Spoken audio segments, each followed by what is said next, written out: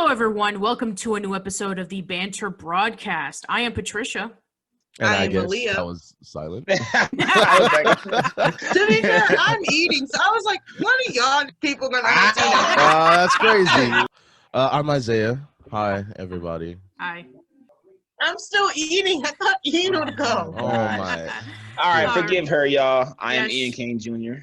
Okay, so yeah, today we're going to be discussing about something that's been going on in social media for a while. So a guy on social media by the name of Life of Devante actually posted up this particular versus screen for Nickelodeon versus Cartoon Network, and it's been spreading like wildfire, discussing about for people saying, hey, are you a Cartoon Network kid or are you a Nick kid? And then not too long ago, like I guess this picture's actually been around for quite a while, but somebody named Prime X actually posted up a picture of a group of characters from Cartoon Network and from Nickelodeon facing off each other, looking like it's a Super Smash Brothers poster. Yeah, sir. So I guess we're going to be discussing about like, you know, what we were in terms of which kid were we, and discussing about the shows that made them unique and the shows that didn't exactly light anybody's world on fire. So we'll discuss about like what we were as kids compared to what we are now. So Isaiah, growing up as a kid, were you a Cartoon Network kid or were you a Nick kid? Okay, so ironically enough, my upbringing during this time was very different because my mom was of the mindset that this TV will rot your brain. So I couldn't. So when I was like really young, I couldn't even really watch a lot of Cartoon Network or Nickelodeon, but I still found my ways to get around, you know, the rules of the household, and I'll leave it at that. And I was 100% a Cartoon Network kid. Between Ben 10 and Teen Titans, and that was it. That's all I needed. Nickelodeon, I'll be honest, I still enjoy Hey Arnold at times, but between like the stories, the themes, like interesting characters, they did like interesting sci-fi stuff while at the same time like, oh my goodness, these are kids too. It was just Cartoon Network was the way to go. Man, this is tough because I grew up watching both channels. But if I had to pick one, I would give Cartoon Network the edge just because Toonami. I know this, you know, people want to count it as something separate, but Toonami really put me onto anime and to a whole different genre of animation, period. But outside of Toonami, I would still pick Cartoon Network because it had a whole variety of shows. Not to say that Nickelodeon didn't. Like for me, Samurai Jack was huge. Yes, sir. Samurai Jack. Powerpuff Girls was huge for me growing up. Dexter's Laboratory was huge. Johnny Bravo was hilarious to me as a kid. Kind of disturbing as a show now if you think about it, but that was huge for me growing up. Not to say Rugrats wasn't huge or Rocket Power wasn't huge. Like I'm saying, Nickelodeon had some hits, especially when Avatar: The Last Airbender came out. Like that, I think, is like one of those top tier shows for Nick. You know, obviously SpongeBob, but for me, I think Cartoon Network kept me engaged, as well as, you know, just like Isaiah said with Teen Titans. Yes. Generator Rex. That's one of like the later ones. That's when I started to get older, and I felt as if Cartoon Network was kind of slowly stepping away from that core cartoony theme that they had for their channel. But I still enjoyed shows like that. And so, yeah, for me, I give the slight edge to Cartoon Network, but I have so much love for Nickelodeon. It's just crazy. Okay. I still watch Nickelodeon and Cartoon Network shows. Gotta pick one. I was just about to say, you got to pick one. You can't sit on the fence. I can't pick one. Okay, well, that's fine. I mean, as a kid, what were your favorite shows from both of the networks? Like Kim Possible. Well, that's Disney Channel. Ooh. Wow.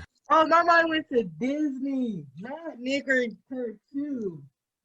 Wait, what? Let me rewire my brain. Give me like 3 seconds. All right. For those of us that can just rewire our brain at will.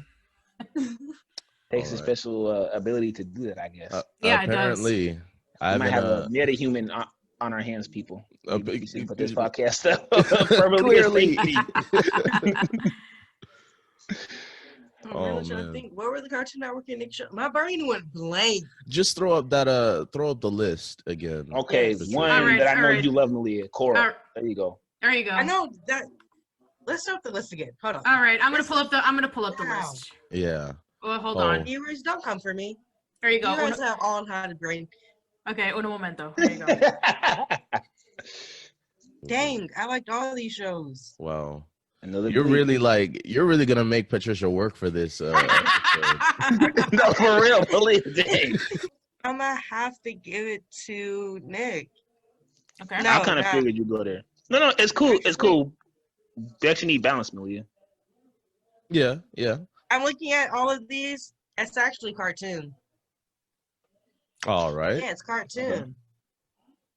Makes sense. But, Oh, yeah. See, Kids Next Door. See that? Yeah, that's a classic. Yeah. yeah. Between Kids Next Door, Amazing World of Gumball, Chowder, regular Like- show. I mean, come on, man. And see, like for me, I don't know. I guess like Patricia will kind of say her piece.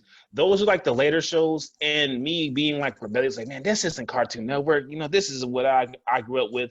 If you actually sit down and watch some of them, they are kind of funny. They're not the same flavor as like a Dexter's Laboratory or something like that, but they at least brought something, you know.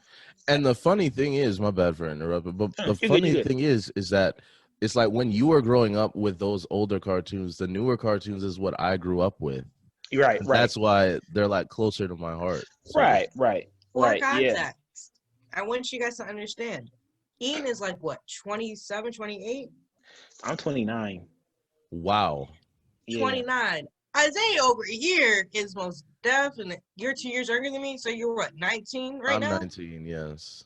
That's a 10-year age difference. Let's Yeah. not even bring Patricia in this conversation. Okay, Just wow. going You didn't have to air her out on a podcast like that. That's crazy. Yeah, Patricia, It's not, she is we very are- wise. Yeah, I'm 34. Cartoon Network for me was way different than the Cartoon Network that you guys know for, because Right. it started in 1992 when I was 6 Right. years old, and the things that it started airing were Hanna-Barbera reruns. Right. It had back then. So we had reruns of, you know, Yogi Bear and Right. Scooby-Doo, Huckleberry Hound, the Jetsons. That was what Cartoon Right. Network was for me. Boomerang on a podcast? I was just about to say, wasn't that like on Boomerang? Yeah, But that's was, Yes. That's but Yes. that was a thing of like Cartoon Network. Yeah, that was Right, what Cartoon it is. Network was right before all of those shows were split off into Boomerang. For us, Gotcha. Right. for in the early 90s, that was what Cartoon Network was. It was Boomerang 24/7. Right. Okay. And see the reason why I love that, because I was catching the midpoint to tail end of that before Cartoon Network made the transition. But I got gems like Voltron, Thundercats, stuff like that. So yeah, they also had all the Hanna-Barbera cartoons, but they also had like the old 80s cartoons that were really popular. So that's where my love for that stuff came from. Yeah, Because, and shoot, I'm thinking it's current, you know what I mean? But then I'm like, oh, this like my parents and like friends and siblings telling me, yeah, this is older. You know, Yeah. it's like, oh, word. Yeah, and then for like Nickelodeon, the Nicktoons started in 1991. So when I was a kid, I didn't see the Nicktoons until I was 5. So there was stuff like Double Dare, or You Can't Do That on Television. Or if there was cartoons, there were like acquired cartoons like Danger Mouse or Count Duckula or The Wonderful World of of David the Gnome or something like that. So yeah, I mean, like, you know, I was 5. What's that show about? What? The Wonderful Life of David the Gnome. How did Um, that show go? Well, it's based off of a Spanish book series about a gnome named David and his wife Lisa, and they are living in the woods and they're taking care of the forest from creatures and trolls and humanity from destroying everything. And it spun off into a series. This was when Nick Jr. was starting off in 1988, and this was like one of the first things that was showcased over there. And it was actually a pretty good series, and it ended really sadly with both of them dying. Oh, well. Yeah, the whole episode is about them living their last days, and then the way that they die, they turn into apple trees.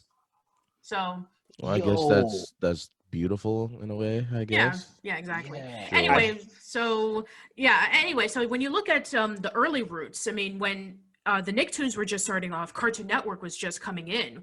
Basically, Ted Turner, when he's like purchasing all the old movies and saying, "Hey, let's do this, cartoon block for kids that lasts for 24/7." And then eventually in 1995, Fred Seibert did the What a Cartoon series, where we have a whole bunch of pilots being showcased, and that was how Cow and Chicken, Courage the Cowardly Dog, Johnny Bravo, Dexter's Lab, and the Powerpuff Girls, that's how they came to be.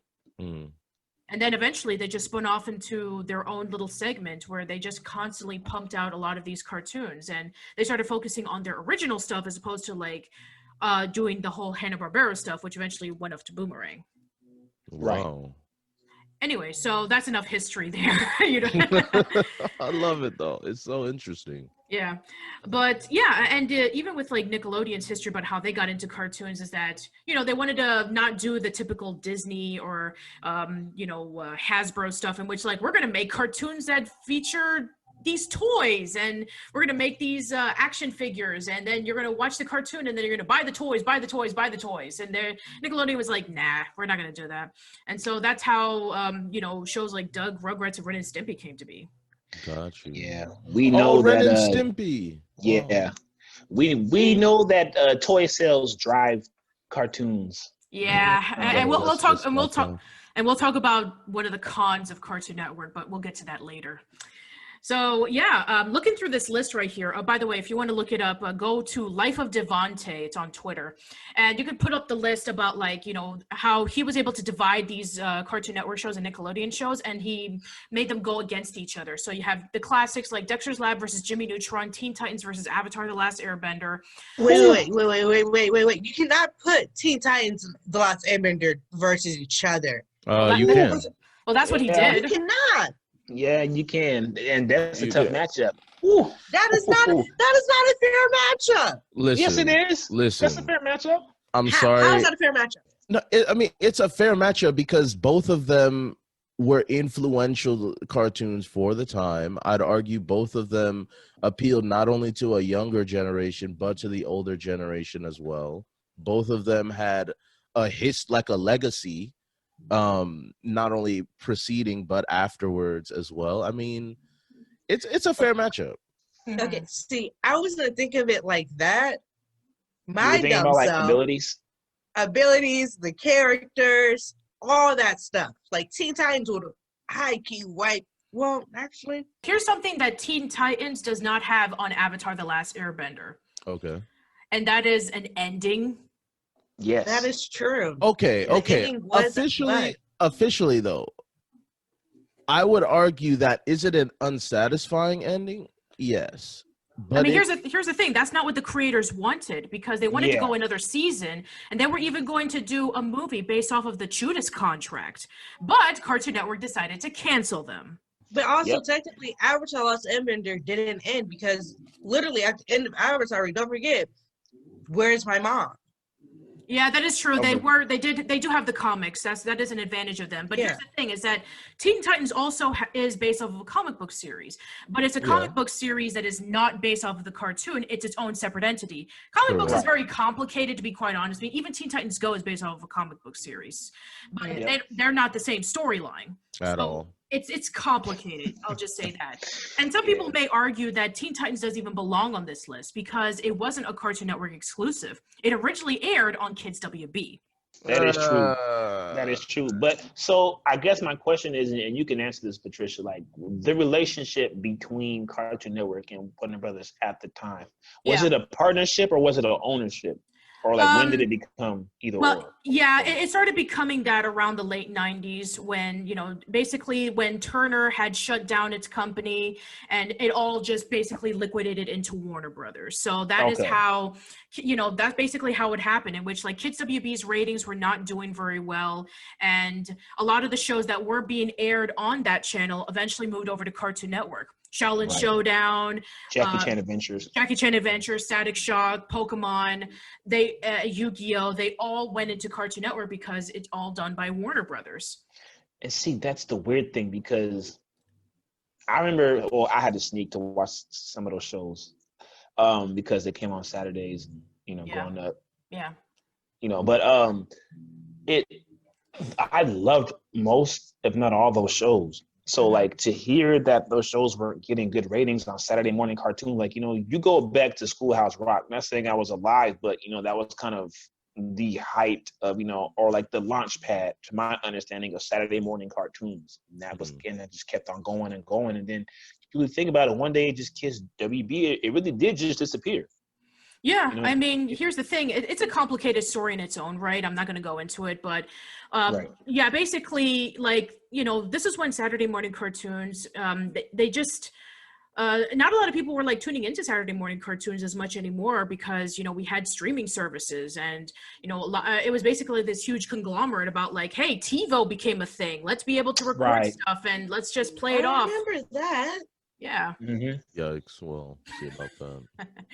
Anyway, so yeah, I mean, basically, all this stuff went into Cartoon Network, and then I guess it's kind of like how Adult Swim is for Cartoon Network, in which like if a show doesn't do very well in one season, go over to Adult Swim and it becomes a massive hit. I mean, they were able to uncancel shows like Futurama and Family Guy and home movies.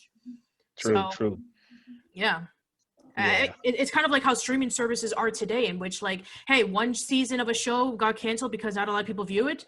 Well, then take it over to a streaming service and get double the views. Yeah.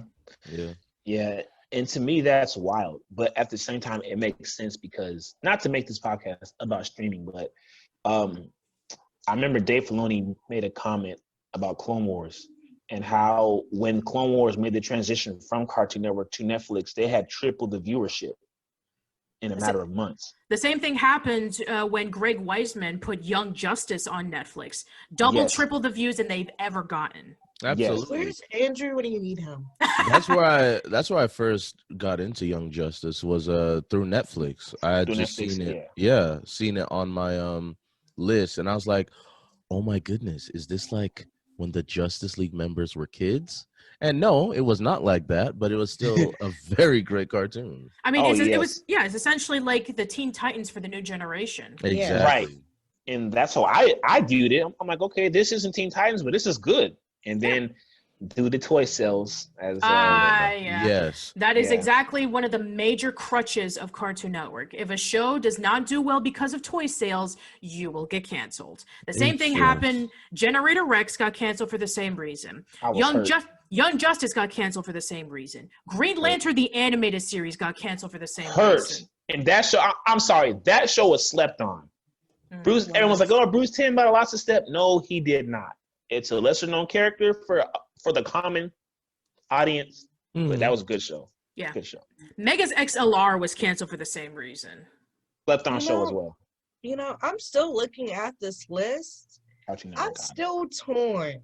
Like, I know I picked Cartoon Network, but I'm looking at like Nickelodeon. I'm just like, Legend of Korra. Like, come on, like, you know how much I love Legend of Korra. Wait, no. That's why I figured you would pick Nickelodeon. But at the same I time, loved Rocket Power. I still watch Rocket Power. No, that's a great show. How many of the shows on Nickelodeon do you like really love compared to the amount on Cartoon Network? Chalk Zone. Not ignoring you, but like Chalk Zone. That was gold. See, I did like Chalk Zone, but it was missing something. And I can't put my finger on it. It didn't have the same. Was it chalk? Was it chalk? No. No. Okay. No. Yes, that's. I like what you did there, sir. I don't know. Like, it didn't have this. Like, I enjoyed it, but it didn't have the same appeal as like a Rugrats or Jimmy Neutron. I'm not saying it had to be those shows. Those are completely different shows. I'm not talking about narrative wise, but it just missed something. I don't know what it is. I can't put my finger on it. But I mean, just looking at this lineup, I mean, Cat Dog is up there. Invader Zim, that is a cult. Like that show has a cult following. Yeah, I know. I have a story about that, by the way. Go ahead, Malia. That show is honestly slept on. It is. Invader Zim was hilarious. I got the DVD, by the way. Oh my word! Wait, didn't Netflix or somebody make like a hour and 30 long movie about it? Yes, it is. Yes, it did. It's called Invader Zim Enter the Florpus. How was it? Was it all right? It was really good. Okay. Whew. Yeah. So Start I belief. All right, cool. have a story about this DVD. So around 2006, I picked this up on Hot Topic for like $50. Try looking for it on eBay today. Let's do that, shall we? So go ahead, Yeah, Malia. please. Tell the story. I'm now very curious about this. Hold on. Yes. I will have to, because $50. Yeah, $50. For you youngins, if you wanted to buy like a series or a season, you were coughing up some money.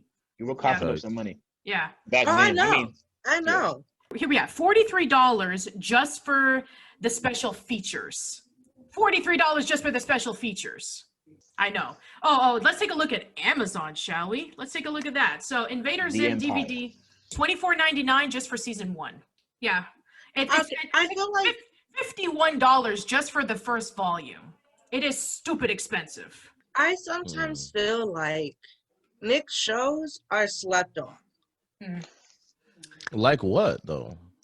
You go back to the list. Yes, I will. Hold on. Give me a moment. Keep the list At this up. point, I need to remember. Just keep it up. Which show was left on. Okay, give me a ticky tick. Hold on. I mean, I could say one off the bat. I think as a kid, I really enjoyed the Angry Beavers. Yeah, I actually have that one too. What don't you have in your collection, Patricia? That's actually a very good question because she has Avatar. She has like, bro, just talk to Patricia one day about her like anything regarding TV, and I promise you, she has whatever it is, especially from our childhood. And I have this. interviewed the voice actress or I have actor. this. I have this, Malia. Oh, is that signed? It is. What I'm talking. See what I'm talking about? See what I'm talking about? See what I'm talking about? She is a beast, bro. Bro, talk to Patricia. She's legit. That's all. That's crazy. I've been saying this since Patricia told me about her other podcast. Can I shut that one out, Patricia? Go ahead. I'm not going to. Okay. If you guys go look at her podcast, Old School Lane on YouTube, bro, Patricia is goated. She's done more than we ever could have. I've been doing it for almost 8 years, so it took a long time for me to get hold of these people. Mercy. Who did you interview from Cartoon Network and or Nick? Just name a few. Oh, that's really hard because I know you did Wiseman. I've met Greg Wiseman. I did an interview. Oh, right. Okay. My bad. You met Greg Wiseman? I'll show you on my Instagram. What the heck? See, Wow. Patricia. Shout out to Wiseman for the best Spider-Man cartoon out there, Spectacular Spider-Man. And Gargoyles. And Yes, Gargoyles. Yes. Oh, Spectacular is good, but I can't put it over Spider-Man. The 90s? Yes, that came on Fox, bro. That's just it just has a place in my heart, bro. It has a place in my heart. See, you might think it's corny, like, oh, it's the 90s. See, if you would have said Power Rangers, I could give you that because I tried watching that a couple times. I'm like, ooh, this does not age well. It did not. Listen. Power Rangers did not age well. I tried to recently watch that. Wait, which Power Rangers? Because there's like 50 something. Mighty Morphin. Oh, I'm sorry. Mighty. This might be blasphemous to some people. I loved it as a kid. I'm saying again, I loved it as a kid. Anyway, there's my picture with him.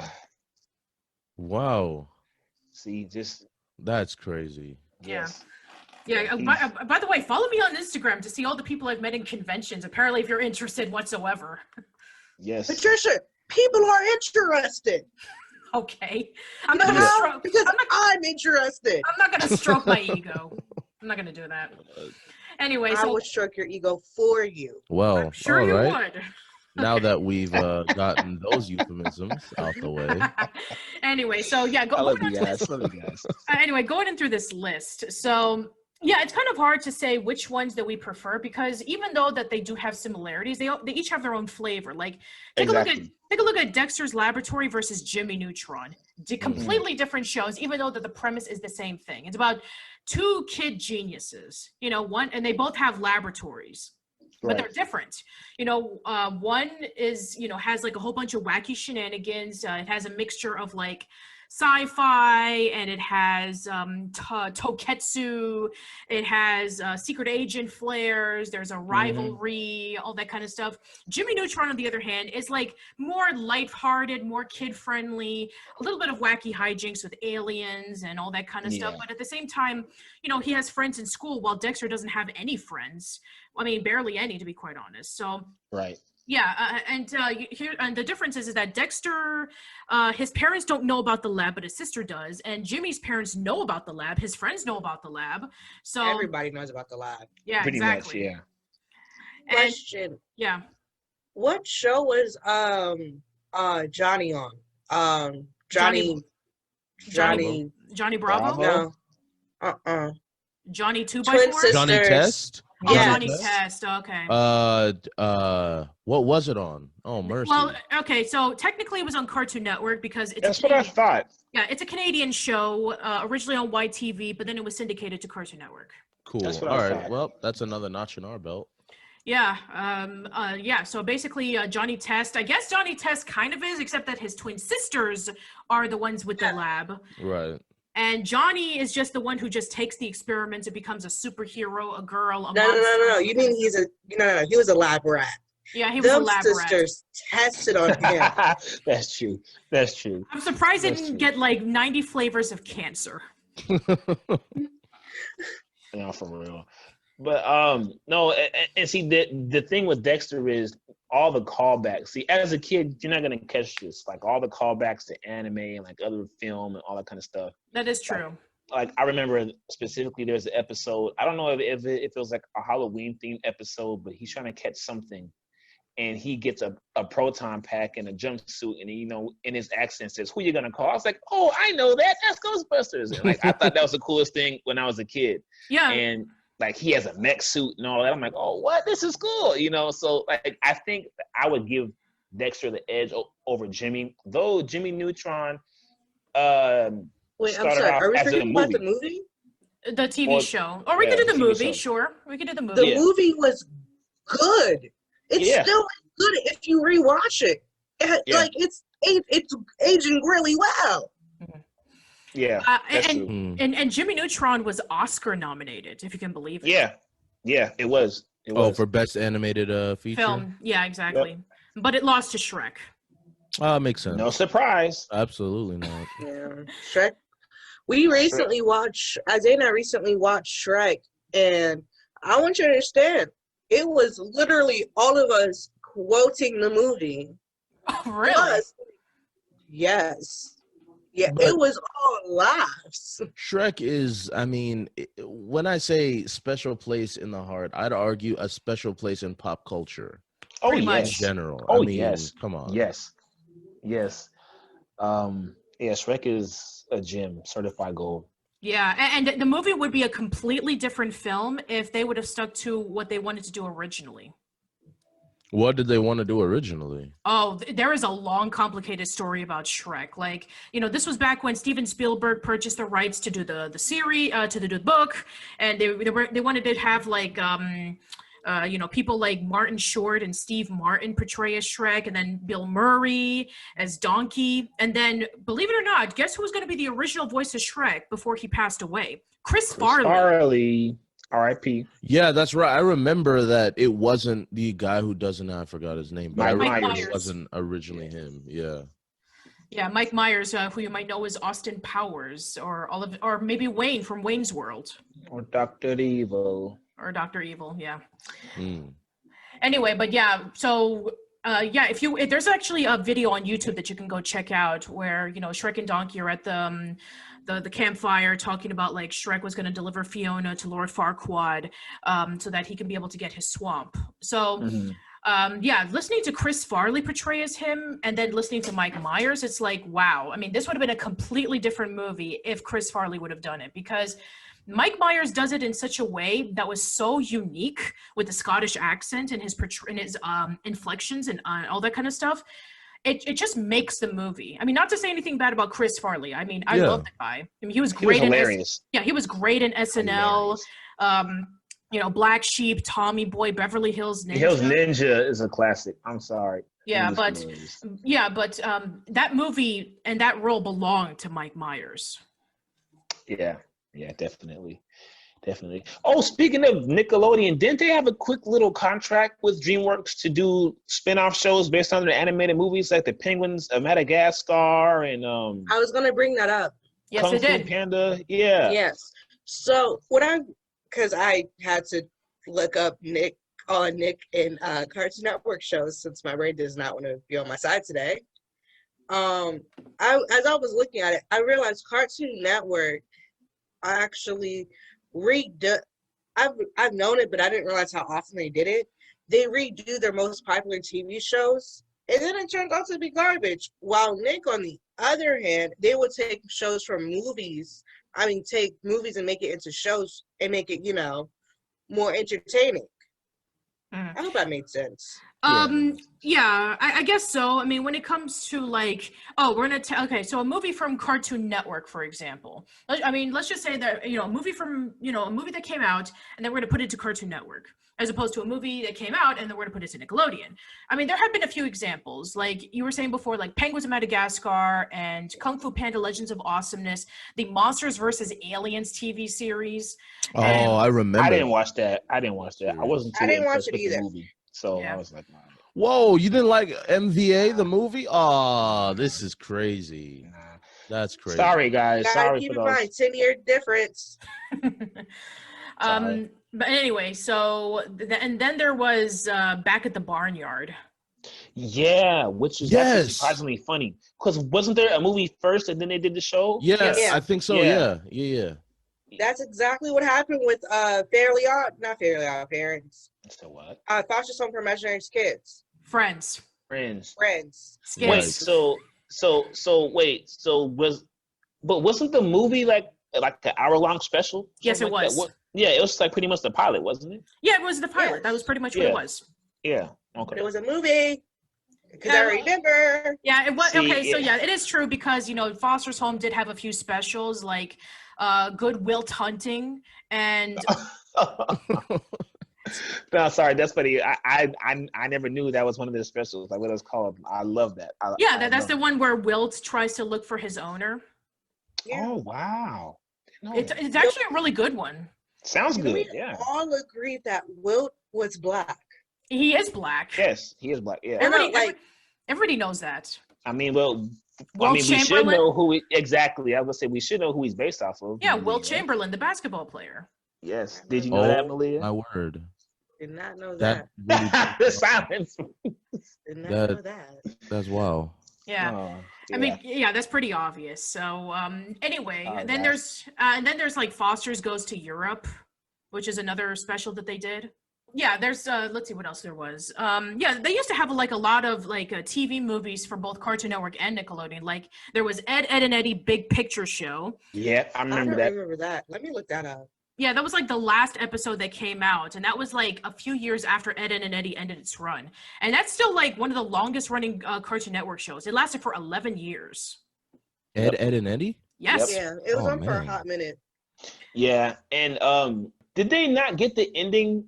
They being the creators that they wanted. I heard that they wanted to do something different with the ending than what they actually put out there. Probably- if I remember correctly. Probably they did, but I think Ed, and Eddie's Big Picture Show was like the closest thing they could get to an ending because of like the long gap between the show and the movie itself.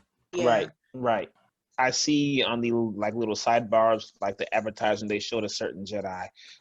For those who aren't watching, well, for those who aren't interested in, I'll look it up in later. a certain galaxy far, far away, I you all better start see watching the that. freaking Mandalorian right freaking now. That show, good Lord, yes, hallelujah. Sorry, I had to just shout it out real quick. I'm weak. But no, Rosario Dawson as Ahsoka Tano. Yeah, Yes. Easily top 5 most accurate character to person Yes, casting. and ever. also shout out to a return, or I guess a second return of a legend in this most current episode that came out today. For those who haven't seen it yet, I'm not gonna spoil it, but just Whoa, yeah, please. yeah, I'm not going to, but hallelujah, it was awesome. Anyways, back to Cartoon Network and Nickelodeon. I mean, But, technically, here's the thing: we could technically talk about this for Cartoon Network because they did feature the Clone Clone Wars. Wars there. Yeah. Yes, and see, that's what I was gonna say to Malia. I guess both of y'all's point. See, not every show had the budget of a Lucasfilm to back it. And when George is thinking, all right, well, we'll just do the pilots as a movie. Yeah, that's what they did. Happened.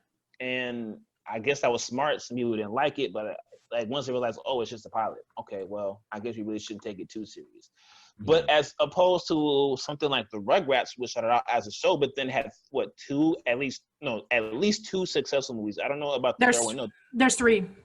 So the third one is Rugrats Go Wild. That's the crossover, right? Yep, that's the one. The crossover with the Wild Thornberrys. Right. Now, I don't know about the financial success of that one, but not I know not as good. Not as right, good. Right. But the first two, so you do have an interesting dynamic between both these networks because sometimes their approaches worked and sometimes it didn't. You know, the interesting thing is, even though we're keeping it with Cartoon Network and Nickelodeon, as a kid, I didn't know how to feel about Doug making the switch from Nick to Disney. And once it made that switch, I felt like the show lost a lot of its flavor. I remember when these shows were being announced, like there was Star Wars Clone Wars, which was done by Genndy Tartakovsky. Yeah. The same guy who did Samurai Jack, Dexter's Lab. Dexter's Lab, yeah. And, now he's doing Primal. And, there was that series. And then there was The Clone Wars, which is the 3D animated one. I remember when that first came out, when people first saw like the concept art of it, and then when they saw the pilot, believe it or not, I remember this distinctly because I saw it in like a few animation forums. They did not like the character of Osada. Ahsoka? Yeah. No, she used to be hated.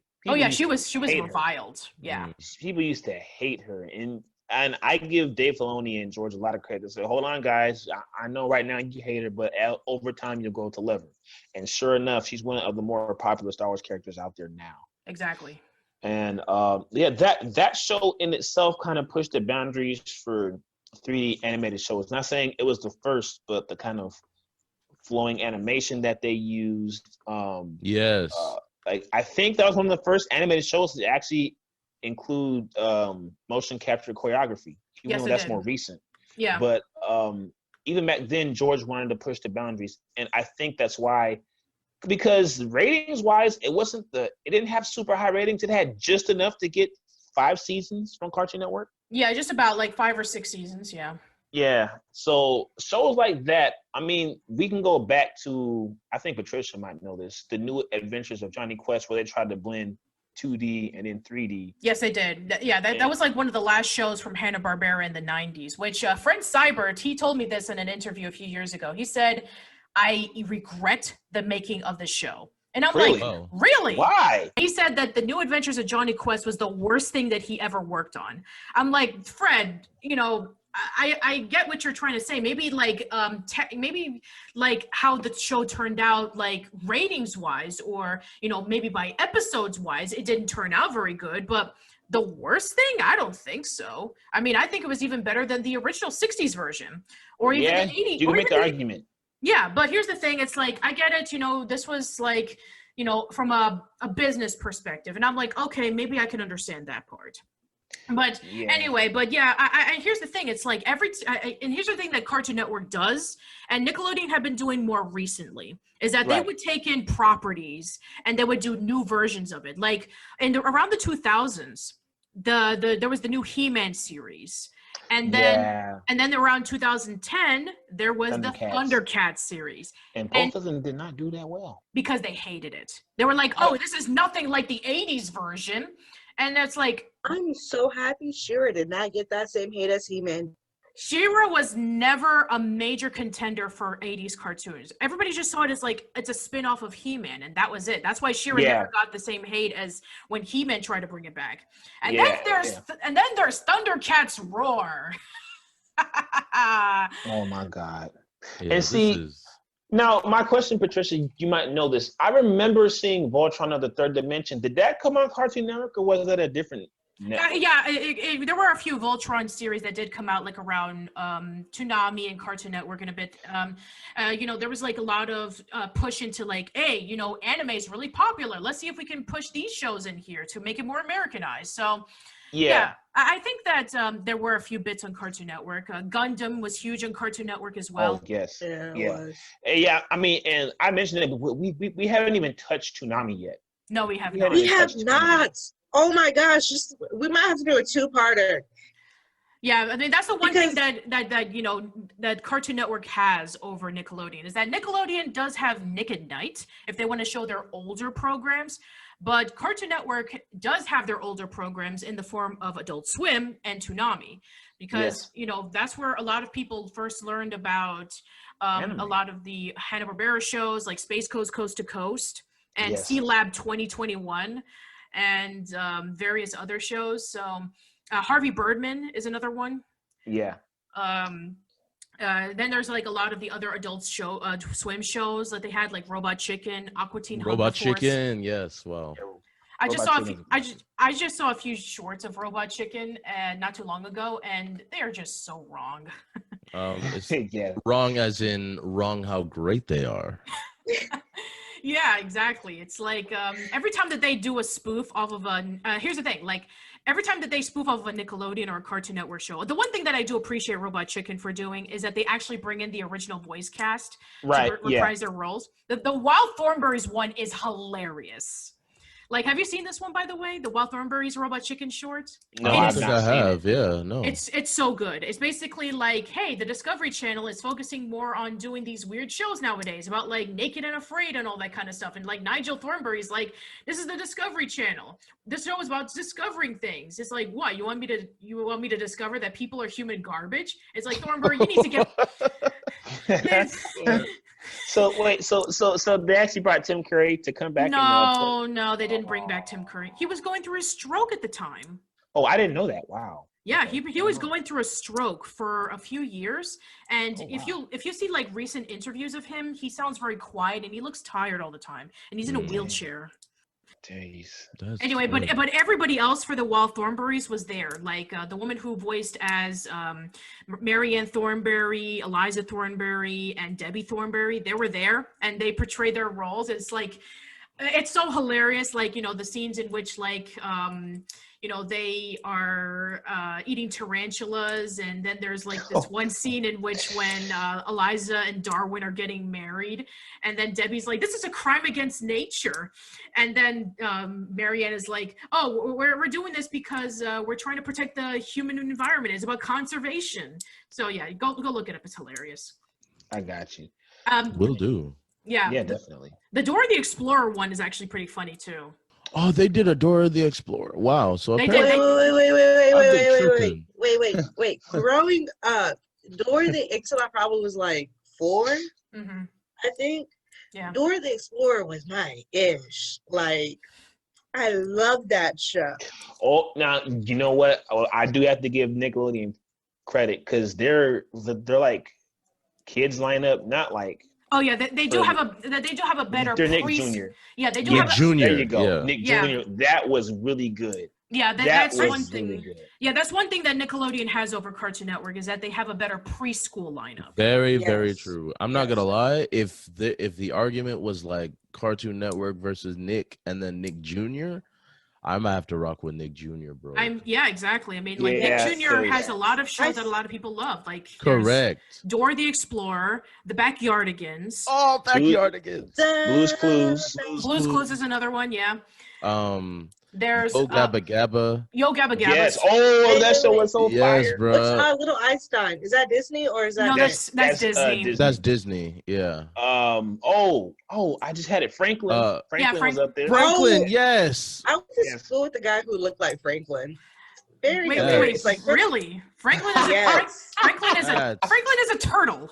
I Yeah. know. He That's looked the like point. Franklin. That you are so funny. And I man. want you to understand. Everybody called this man Franklin to the Wow. point where I thought his name was actually Franklin. This is not okay. That is, at yeah, that's all. not okay. That's There's There's, we won't say the name of the school, but y'all were some bullies. yeah. Yeah, There was clearly. let's see, there was Little Bear. There was Yes, Little Bear. Little Bill, wasn't it? yeah, there Little was Bill. Oh, Yes. we don't talk about that show anymore. Yeah, true. That is true. don't we Well, talk I about mean, Little Bill? nah. What We happened can with Little Bill? separate the content from the creator. Wait, what happened? Somebody educate me. It was created by Bill Cosby. By Bill Cosby. Yeah, it's created by Bill Cosby.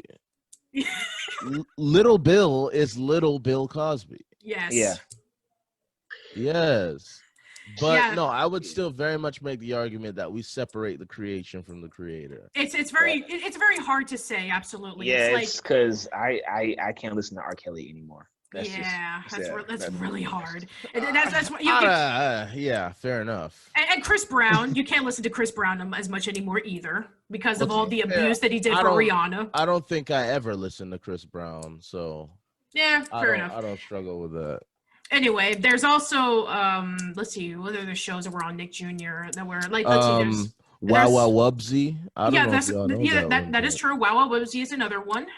There's also I feel like I'm missing some. Go Diego Go. Yep, that's Go Diego. Yeah. Yep, Go Diego. That's not gonna lie. I kind of enjoyed Go Diego Go's theme song more than Dora's. Oh, facts. No, sure. Facts. Sure. Yeah.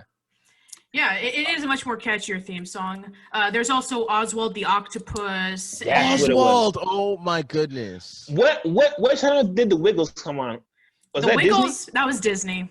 Yeah, that's what I thought. Yeah, they were known for like the fruit salad song, like fruit salad, yummy, yummy. Yeah. Wait, what was Teletubbies? That's PBS. That was PBS. That was public broadcasting, and it was a Canadian show. Oh, PBS! Yes. Wow. Yeah. What was another one? There's like we're missing one. Max and Ruby. Oh yeah. This up? That's I am definitely looking it up now. Yeah. Yes, Max and Ruby was fire. Yes. Oh guys, you know what else we haven't even touched on? Cartoon Network is still winning. Their whole DC slate. Oh, that's right. Yeah. See, the sad thing is that Young Justice alone beats half of the stuff on any other person's list. Yeah, I mean, like, let's be honest. I mean, they did have the lineup with a lot of DC stuff. There was Static Shock. Justice League, Static Shock, Justice League, Justice League Unlimited, Batman, the animated series, Superman, the animated series. Yes, like man, Batman Beyond.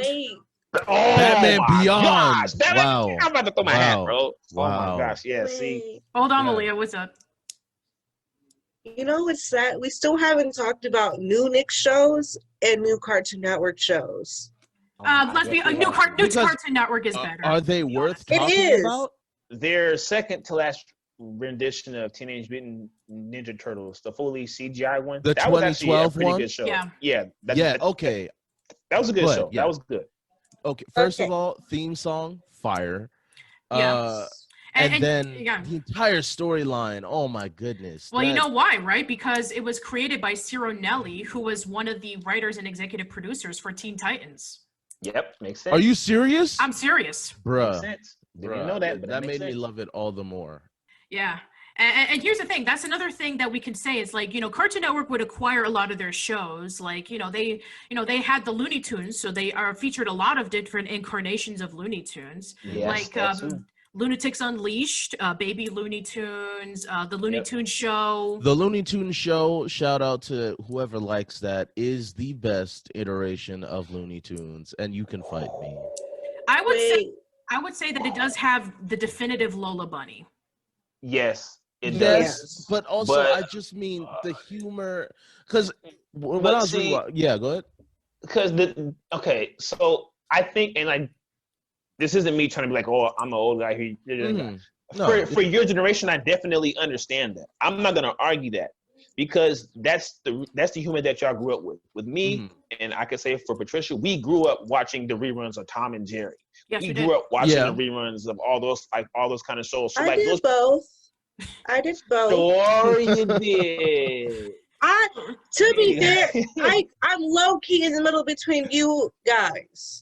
Well, that's fair enough. Yeah. To be quite honest, just be quite honest, it's like, just because a person is younger doesn't mean that they were introduced to a lot of the stuff that we were. It's like, for us, Eian, I mean, we were introduced to a lot of the stuff that was featured a lot in the 50s, 60s, and 70s. Well, a lot of kids today were introduced to the stuff in the 80s and 90s. So it's like, they know about the stuff just as much as we do. The only difference is that we experienced it when it was new. Right.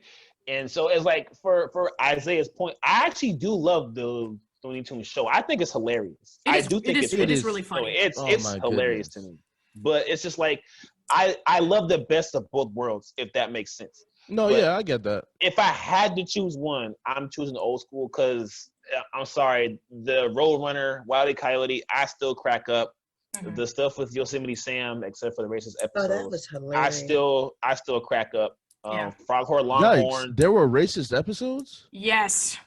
I would recommend that you look up something from Warner Brothers called the Censored 11, in which they showcase a lot of things that would not be considered PC by today's standards, especially when it represents African American culture.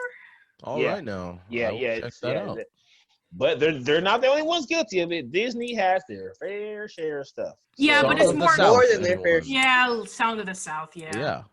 Yeah. But yeah, so it's but I do get your point. So do not mistake me for saying, oh no, I love the Looney Tunes show. I think it's hilarious. Yeah, I think absolutely. Oh, it's great. Yeah. I think part of the thing was in the early seasons of that show, it kind of, or at least in my opinion, leaned on its predecessors of like leaning into the slapstick physical comedy of it. But as you go later into the seasons, I think the comedy, as much as it also still relies on slapstick natures, I think it also evolves into more mature situational comedy stuff at that, in those later seasons. And I'd argue that balance of physical and sitcom was it was perfect. So obviously, I have to bring this up at some point in time. But the LGBTQ plus representation in both shows, in both networks. Okay. Oh, My bad. I said shows. So with Nick, we have Legend of Korra, which, in my opinion, started the whole which started to bring weight into the representation with Korra and Asami. Yeah. And then because of that, we ended up getting shows like Steven Universe, The Loud House, The Owl House, She-Ra, all that other stuff. Yeah. And it was because of Korra. Legend of Korra. Yeah, and they wanted to do it before. Yeah, they did. Many times, Craig Bartlett had talked about in interviews saying that in Hey Arnold, the teacher, Mr. Simmons, is gay. But really? Yeah, go watch the Thanksgiving episode where he referred to Peter as his friend, and then go watch the Jungle movie where he hugs and embraces him. Yeah, you're right. You're absolutely right. Yeah, because I remember people were making a huge commotion about that. Yeah. Oh. Yeah, they wanted to have Mr. Simmons as a gay character, but it came out in 1997, so they couldn't do that. Yeah, and that is one thing I'll give Nick. Even though I feel like they kind of pushed Korra to the side when they put Korra on. It wasn't even Nicktoons. It was like you had to watch the rest of season 4 online. Yeah. Go listen to our Korra podcast for more details. Yeah. And here's the thing is that, that's one thing that both Nickelodeon and Cartoon Network are not exactly good at, is that if a show is about to be at the last legs of its run, then Nickelodeon would push it over to the Nicktoons network so it could die, because not a lot of people have the Nicktoons network. Or for Cartoon Network's sake, in which, if a show does not do very well, you can have it as a tax write-off. That's what they did with shows such as Generator Rex and Megas XLR, in which, because it was a tax write-off, because they didn't make a lot of money of it, we can never see those shows on TV ever again. Are you serious? I'm serious. So you can't watch them on TV anymore? Because they're tax write-offs. They're considered Wait, so does that include streaming services? Yes. Oh my God. Yeah, wow. So if you happen to be lucky to record them on VHS for the first time, then good luck on that, because that's the only chance you can be able to see them. What about DVD sales, like Blu-ray? You can't even get those. I mean, if they were lucky to be released on DVD, sure, but I'm sure that they won't be able to do more copies of them because they don't own the rights to them anymore because they're tax write-offs. I know the guys who are fan of action are hot. They have to be hot. They Yeah. have to be hot. And here's the Oh thing, my it's like, gosh. yeah, you're right. Man of Action, not only created Ben 10, but created Generator Rex, and Oh. didn't do well because of toy sales. It's like, oh, no loss. We just do a tax write-off saying we didn't make any money off of it, and that's it. Megas SLR is the same thing, in which, like, 2 seasons, now nobody watched it, nobody bought the toys, we didn't make any money off of it, so tax write-off, that's it. So yeah, that's just one thing that Cartoon Network doesn't exactly do very well. If a show doesn't do very well in toy sales or in views, they'll think that nobody's interested anymore, and then they'll just write it off. When in reality, Cartoon Network is very bad at even announcing the date and time that these shows are going to be airing. Thank you. Like, here's the thing. I didn't even mention this on the Tron Uprising podcast. I did actually mention this. New episodes of Tron Uprising would air at 1 a.m. or midnight, and they would never announce it. And the same thing happened with the 2011 Thundercats, in which they would air episodes really late, or they would I remember that. Or they would move the schedule around. So originally it was supposed to be on Sunday, then it's on Monday night, then it's on Wednesdays, then it's on Saturdays. It's like, which is it? So yeah. I definitely remember that for Thundercats. I'm like, why is this coming on so late? Yeah, so it's like, for those kids who might be interested, for the new generation, they don't even really have a chance to get interested. Yeah, and that's the thing. It's like, a lot of people want these things. I mean, and here's the thing. It's like, oh, but Cartoon Network's doing so much better now. It's like, let me bring up Exhibit A, Infinity Train. So Infinity Train didn't exactly do very well on Cartoon Network. Went to HBO Max, hit. Yes, because I found out about Infinity. That's actually the next show that I'm about to watch for my cartoons. It is so amazing. I've never heard of it. What's it about? Yeah. So basically, correct me if I get it wrong, Patricia, because I haven't seen it, but from what I've seen thus far from the trailer for it, kind of ish. Basically, this girl is something happens in her life, whatever. And then a train shows up out of nowhere that keeps going, and she has to try to she obviously makes friends, and wherever the train goes and stops, there's an issue that arises, and she fixes it, gets back on the train, and just keeps going. And it's like, dang, that sounded so bad. That sounded like a trash show, but it's so good. So look, can we just watch the trailer? People are just going to hear the. Yeah, they're just going to hear it. Yeah, they're just going to hear it. They're not going to hear it. Yeah. Anyway, but and basically, each season, it focuses on a different character and going through different situations, but the train is the same thing, in which they go into the train, they have to tackle in through many obstacles. So, yeah, Malia's pretty much right, in which they you have a girl who goes in, and she goes through this train, and the train is just continuing on and on and on, and she has to go through her struggles and her obstacles. And each season focuses on a different character. It's like an anthology series. But yeah, it's really good, by the way. Anyway, so yeah, that's the problem with Cartoon Network. It's like, if a show doesn't do very well, they'll cancel it, and then they'll just push it off to the side because it's not making them any money. I mean, that's why Teen Titans Go has lasted as long as it has. Because it's making money? It's because it's making money. And here's the thing that both of the networks have their issues with, is that if there is one show that is making them a lot of money and a lot of views, they will milk it for all it's worth. SpongeBob. That show should have been stopped. I mean, listen, I love it, but it's just not what it used to be. I mean, there are some hidden gems in some of the newer seasons. There are some hidden episodes that are actually funny, but it's just not Wait, you guys realize they changed how Squidward, Patrick, and SpongeBob all met each other in this new movie that they made? Yeah, that's because they're going to do the Camp Coral spin-off series, which Steven Hillenburg was very against. He never wanted to do a spin-off of the characters because he thought that, just them alone was enough. But then he died, and now they're like, well, we have the franchise now. Let's do whatever we want with it. Well, that's... Yeah, Viacom. Terrible. Absolutely. And here's the thing. They did the same thing with Rugrats back in the 90s, in which Rugrats became a massive hit. And it was supposed to have 3 seasons, and then that was it. Because here's the thing that I don't know if you guys know about, is that shows were made for syndication. They lasted for maybe 52 or 65 episodes, and then that was it. Then Right. there would happen reruns over and over again. Exactly. Yeah. But then you have shows like Rugrats, in which like they had their 52 episodes, they were done, they were ready to move on to the next thing.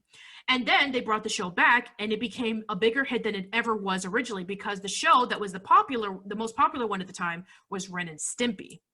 Right.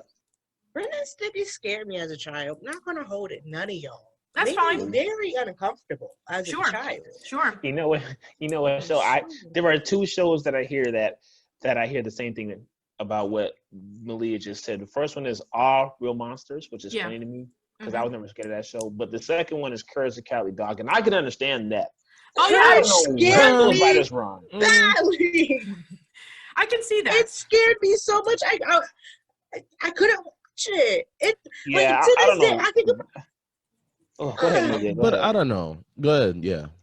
I think to this day, if I watch an episode, it would actually scare me because I want you to know. I think they were on acid when they made that show. Yeah, I'm about to say they were on LSD. They had to be. They were on something when they came up with that show and episodes because what? Oh yeah, we're gonna go outside in the middle of nowhere, and there's this zombie right there. There's LaQuack, this serial killer duck just shows up out of nowhere. I'm like, what? Yeah. There's a magical tree that grants you every wish that you want, but there's a price for every wish. And there's a chicken from outer space. Yeah, this show is just so freaking random. A doctor who couldn't cure a thing. That fox who was just sinister. Oh yeah, that show was trippy. Yeah. Ren and Stimpy made me uncomfortable. Courage the Cowardly Dog, Courage the Cowardly Dog just made me scared. Like I could not watch that.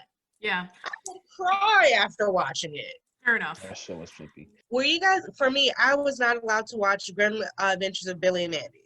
Oh, okay. Really? That show because of death. Yeah, see that I really wasn't into that show though. Like for some reason, I just couldn't get into it. Maybe it's because of how I grew up. Like it's of the devil, maybe. But I was told that. But if I really wanted to watch it, I still could have. I just didn't watch it. I mean, here's the thing. There's a major shift between how the show was originally to how the show was later. In the original few seasons, it was dark. It was scary. And then the later seasons, it became light. It became a comedy because they introduced a character named Fred Burger. And then he was like super popular. And then they started leaning more towards like, hey, the comedy stuff works. Let's make them laugh. And then there was like Evil Con Carne. And, that became a spinoff for a bit. And I think for me, my dad, the reason why he was like, no, is because of death. And maybe because when it first came out, my brother and I were watching it. And as you said, it was dark. I think my dad was like, no, you're not watching it. The pilot is a little bit weird. It's essentially like, Billy's hamster is about to die. And then the Grim Reaper comes along. And then Mandy's like, I challenge you to a game of limbo. And if you win, you'll be our slave for the rest of your life. Yeah. And that's exactly what happened is that. Yeah, I remember the episode too. Yeah. Yeah. But yeah, I mean, like, there's a lot of like weird episodes of Billy and Mandy. I mean, like you have, for some reason, Dracula sounds like Red Fox. I don't know why. Hello, Billy. Dracula gonna hold come. on. Do y'all know who Red Fox is, y'all? Yeah, I know who Red Fox is. I do not. Okay, for the younger generation, that's the guy that played Fred Sanford in Sanford and Son. Have y'all That's the one, watched that yeah. show? Yeah. No? Still have not, no. Oh, Lord. All right. You can go on YouTube. Yeah, you can go on YouTube and watch some episodes. It is. All right, cool. Anyway, but yeah, so, you have like weird characters. Like there's the Boogeyman, there's Nurgle, there's, there's like really awkward things that happen in that show. I mean, it's a hilarious show, don't get me wrong, but yeah, I mean, like, I would say that when it comes to like, how Cartoon Network did in each decade, it's like, I mean, if you were to talk about like the 90s, like the early stuff, I mean, like when Cartoon Network and Nickelodeon were just like getting their momentum going, it's like, it's like, what do you compare with like, the Nicktoons like Doug, Rugrats, Ren and Stimpy, All Real Monsters, Rocko's Modern Life, Rocket Power, Wild Thornberries. And then you look at Dexter's Lab, Courage the Cowardly Dog, Cow and Chicken, Johnny Bravo, Powerpuff Girls, Ed, Ed and Eddie. It's like, each of them were just starting to get their footing. And then the 2000s came along, and there were definitely, and Cartoon Network was leaning more towards like a scary action kind of direction, while Nickelodeon was leaning more towards a lighthearted comedic direction, because they had Fairly Odd Parents, they had My Life as a Teenage Robot, they had Chalk Zone. That was my show. My Life as a Teenage Robot. I loved that show. Oh yeah, they also had Danny Phantom. Yeah, they did have Danny Phantom. He's a phantom. Okay, Danny Phantom. Oof, I love. You know, there's a. Never mind. Don't have the time for that. Ignore that. Thank I you, was gonna go Maria. to a whole spiel. I Yes, stopped myself just of in these time. theories that she has. I love conspiracy theories, and I love conspiracy theories about my childhood. So just know. No. Yeah, but at the same time, Cartoon Network, that's when they was doing their Ben 10, Generator Rex, and all that kind of stuff. Sir. Yeah, and then let's go over to the late 2000s, because this is when both of them crashed hard. Yes. Because let's be honest, I mean, like, this is when both of them went on completely different directions because of business-wise. For Cartoon Network, oh man, do you guys know about the Boston incident? No. I don't. Oh. Enlighten us. Okay. I stopped mid-yawn to give you a look of what? Boston? Oh, okay. Let's go into this, because you guys were too young to know about this. So, around 2006 or 2007, there were you know that little like 8-bit character from Aqua Teen Hunger Force, the one that stuck its middle finger?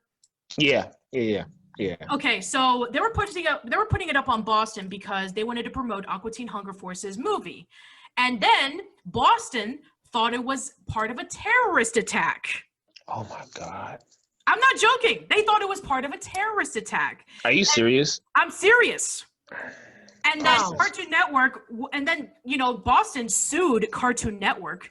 Cartoon Network lost, and they had to take down the stuff from, you know, the promotions. And then there was a massive shakeup where the main manager of Cartoon Network, he left. And then came in Stuart Snyder, who made a massive change to Cartoon Network, and not in a good way, because he was the one who greenlit CN Real. I'm gonna look up what that is. Oh, I that feel like sounds I've heard of familiar. that before. Yeah, that sounds familiar. Okay, so CN Real was essentially at the point in which they thought that cartoons were dead. So it's like, let's include live action stuff on Cartoon Network, like Destroy Build Destroy or Incredible Crew. Yeah. Stuff like that. Got you. Yeah, and that was a disaster. I'm like, this isn't even Cartoon Network anymore. Nope, it wasn't Cartoon Network anymore. Everybody hated it. 2009 was considered to be the worst year of Cartoon Network because of stuff like this. And then let's talk about. I don't even remember these shows. Because you were a young babby, so you know. No, I was like 10. I remember this. I was 10. No, This see, was I all think after my birthday. I think the thing is your brain probably just blacked all this stuff out like mine did, because now that now that Patricia's talking about it, it's starting to come back. I'm like, oh yeah, I do remember that crap. Yeah. I just deleted Cartoon Network from my mind when that happened. Yeah, and most people did. And then the late 2000s for Nickelodeon wasn't easy either, because they also had new management as well. Like wait. The dude that does Winston from New Girl and Woke, he was on Brain Rush? I looked this up. Yes, it's true. He was. He did. Oh, really? He did a sports series for Cartoon Network Real. Oh wow. Didn't know that. It only had 6 episodes, and there's a question mark with it. No, that's true. It only lasted for 6 episodes. Yikes. It started June 20th and ended July 22nd. This was a month and 2 days. I don't mean to laugh because it's no easy task to get a show off the ground, so I'm not laughing at that. But she said with a question mark. That's how you know that show was just. Oh, man. Oh man. Yeah.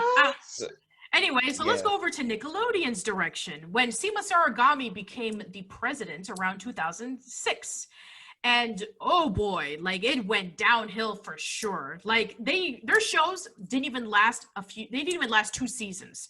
You had the X's, you had Cat Scratch, you had the Mighty Bee, and yeah, I remember that. I didn't mind the Mighty Bee. It wasn't a great show, but it wasn't like the worst show. And then you had like Tack and the Power of Juju, which was based off of the video games. Video game, yeah, I remember that. Yeah. And then, well, this is gonna be hard. So, random cartoons in 2008. So it's very similar to what a cartoon was and what Oh Yeah Cartoons was, in which like, hey, let's have all these pilots and let's pitch them to these networks and let's see if we get picked up for a show. So there were two of them that they were interested in. There was a show called Fanboy, which spun off into Fanboy and Chum Chum. And then there was this one guy named Pendleton Ward. I don't know who he is. And he pitched two shows. There was Adventure Time. That show was rejected from Nickelodeon 3 times. Yeah, no, they should have kept. I'm sorry, Are you but serious? Nickelodeon was stupid for that. Oh, Nickelodeon absolutely. was stupid for that because Adventure Time is an amazing show. Yeah, and guess what? That show alone was the one that brought Cartoon Network back. Yes. I believe it. And see, Yes, the funny thing is, sorry, Malia, I refused to watch that show. I'm like, because I was so angry with Cartoon Network. Like, what are you guys doing? This is stupid. This isn't what I grew up with. Like, no, I'm done with this. Until my little cousins forced me to watch an episode, and I did not want to admit this because of my pride, but I found it hilarious. I thought it was funny. Exactly. It's so funny. Absolutely. There are so many great quotes from Adventure Time. Buff, baby. I'm a buff. Yeah, and there's also some tragic moments in there too, like when you find out about Finn's backstory, the Ice King's backstory, Marceline. The Ice King alone. Ice King alone. Yeah. I'm sorry, forget Finn's backstory, but Ice King and Marceline's backstory alone. It was a good episode. See, I didn't get too into the show, but I will say it was a very solid show for that time period because it was rough. I cannot wait for this reboot with Marceline. Some of these shows went into the 2010s, right? Yeah, yeah, exactly. So, I mean, if I were to say the 2010s between these two networks, Cartoon Network wins by a long shot. Yes, absolutely. Yes. I mean, what did Nickelodeon have in 2010 other than Korra and TMNT? Yeah, that's it. That's all they had. That's all they had. They had Fanboy. They had Fanboy and Oh, go ahead. Later on, they didn't come up with the Loud House. No, they didn't. They came up with the Loud House, like I think around 2016. 17? So 17. Yeah, 2017. Something like that. Yeah, 2016. That's what's that later on. Later on. See, I love the Loud House. I like the Loud House. That show's actually solid. Yeah. It is. It's so funny. And then, Harvey Beaks. I wish Harvey Beaks would have lasted longer. I have no idea what that is. Yeah. Anyway, but beside the point. So, yeah, Cartoon Network, they knocked it out of the park every single time. They had Adventure Time. They had Regular Show. They had Gumball. They had Steven Universe. Oh, wait. Pause, because you just named my favorite show. You know how Spotify did the little rap joint? I want you to understand, Steven Universe was my most. I believe it. Most, play. I want you to understand, I made a Steven Universe playlist. I put literal everything, even the karaoke in that playlist. I can sing the dang songs. I do all the little voices in the song. Like Happily Ever After from the movie, I can do all the singing parts. I can do all little voice parts with their with every inflection. Yeah, inflection of their voice. I nailed that. That's good. Steven Universe is my show. I know all the facts. Every time that I go to a Steven Universe panel, it's filled. Every time that I go to a convention, there's at least a few actors from Steven Universe who are there, and there's a huge line every single time. Of course. Yeah. I had to wait an hour and a half so that I can meet Estelle. That was how long it was. Wow. Yes. Wow. For the viewers that do not know, Estelle is the voice of Garnet. Yeah, she is. But yeah, here's the thing. It's when I had to wait, I had to wait a pretty long line to meet, go to a Steven Universe panel. And this was right around the time in which, the big twist about Rose was revealed. Oh, okay. Yeah. Oh, yes. Wait, hold on. Are we going to do a Steven Universe podcast? Eventually we will, yeah. I'm going to just save all my little facts until then. Oh, my word. Yeah, it's pretty much going to be Malia's podcast. Absolutely. Yeah, kind of like how Andrew's podcast was all about Tron. Was just about to say how Andrew was about Tron is how Malia's going to be. Mine was Legend of Korra. I'm so sorry. that I missed that Tron podcast. I was so mad. I just had too much to do. I couldn't do it because I did want to talk about Tron. But Anyway, yeah. and Estelle's booth, music was playing all the time, and everybody around them were dancing. It was like one of the most fun booths I've ever been to in a convention. And that's saying a lot considering that I've met a few people and Estelle's was filled with music. There were people like going around and dancing choreographed dances. It was actually really cool. It's because with Garnet, if you look back, never mind, because I would go into a whole spiel about Steven Universe. Let's not. Okay, we'll save that for another day. Yeah, fair enough. Anyway, so then there's also Susan, who also voices Rose. There was actually, this was when the whole Pink Diamond thing was revealed. And she had to actually hide the Pink Diamond pictures under her other pictures because she didn't want anybody to know about the spoilers yet. Oh, okay. Wow. Oh my goodness, she was the voice of Meg. I didn't. From Hercules, yeah. Really? Mm-hmm. Yes, they got some big names. Nicki Minaj was in an episode. Yes. Was she really? No, she was in 2 episodes. You remember that episode where they were like going over the different fusions with Yeah, I remember. And they were like, do we still have to pay her even though she's not in the show? They said in the episode, they were like, yeah, they were like, next person, next fusion. Yeah. That's funny. Yeah, that's funny. And see, the thing is, I'm glad Cartoon Network kind of wised up towards the end because not only did they bring these shows on, they actually brought back Toonami and they brought back new anime. Yeah, and that was a fluke, by the way. Like, you remember how they brought back Toonami in the first place, right? Adult Swim, I think. It was no. It was based off of an April Fool's Day prank. Oh, that's right. That's right. Because they got me. I'm not gonna lie, y'all. They got me. I said, oh yeah. Then I was like, psych. I was like, see these fools. That's why I can't. Yeah, they just wanted to do like one April Fool's Day joke where they brought back Toonami, got 38 million views, and they're like, we're bringing it back. I believe it. Yeah. I'm so happy that they did because I want you to understand. Like Ian, I grew up with Toonami. Well, yeah. Oh, you did because you caught the tail end was like Naruto and all that kind of stuff. And see, for me, I had to really tell myself, okay, it's not because kids are dumb back then. Okay. We don't want to go that far. Oh no. Like because the rumor was that Naruto killed Toonami, and I believed it. I'll say this kid was dumb. So even though I liked the show, I didn't want to like it because in my mind, I thought it killed Toonami, which was not the case at all. As it actually helped Toonami stay afloat for as long as it did before. Oh yeah, like here's the thing. Now here's another thing that Miley Flanagan, voice of Naruto, actually told me when I met her. She was saying about like Cartoon Network wouldn't show the dubbed versions of Naruto Shippuden until like a few years after even the Japanese version of the anime was done. Oof. Like. I know, right? So we had to wait at least about 2 or 3 years until we finally were able to see the end in English. When at this point in time, the Japanese version was already done, and they were working on Boruto. Yeah. So wait. Fun fact with that on my end. So I started watching Naruto. I rewatched it in high school. Yeah. Like my sophomore yearish, I want to say. By my senior year, I was in Shippuden, like deep in. Right? Oh yeah, sure. Mind you, I graduated high school in 2017. For those that do not know. Yeah. And I want you to understand. One time I came home, because I went to boarding school. I came home. I went to my cousin's house.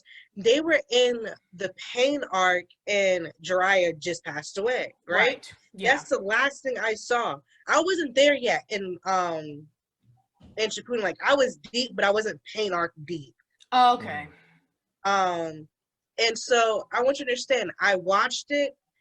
I came back home, like I want to say like a month later or something like that, or it was during like Christmas break, something like that. I don't know. They were still on the pain arc. I said, what is going on? I'm in the war right now. Oh, Way past this. Here's the thing: the third or fourth Ninja War is like the second half of Shippuden. It is a very long arc. Yes. Now, here's the thing: like, I didn't get introduced to Naruto in Toonami because I actually. Here's the thing: it was like this was before Crunchyroll or any of those sites became a thing, and people used to watch the Japanese version on BitTorrent websites.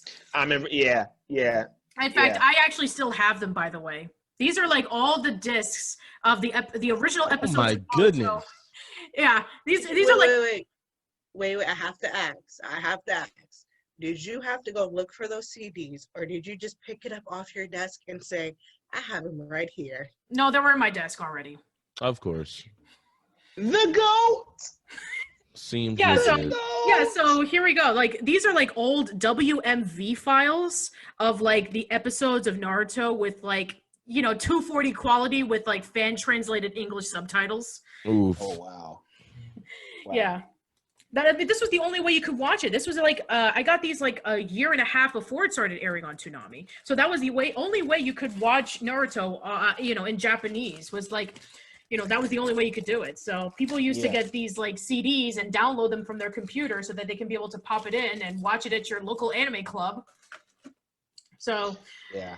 And here's the thing, like, do you remember that Nicktoons Network at one point that they actually wanted to copy off of Cartoon Network because they started showing anime too. Yeah. They had Digimon. They had Dragon Ball Z Kai, didn't they? They were there. Yeah, it was the first time they ever showed Dragon Ball Z Kai, and it was on the Nicktoons Network. And this is when they had like the censored version, and they turned Mr. Popo blue. Yeah. It was bad. It was so bad. It was bad, y'all.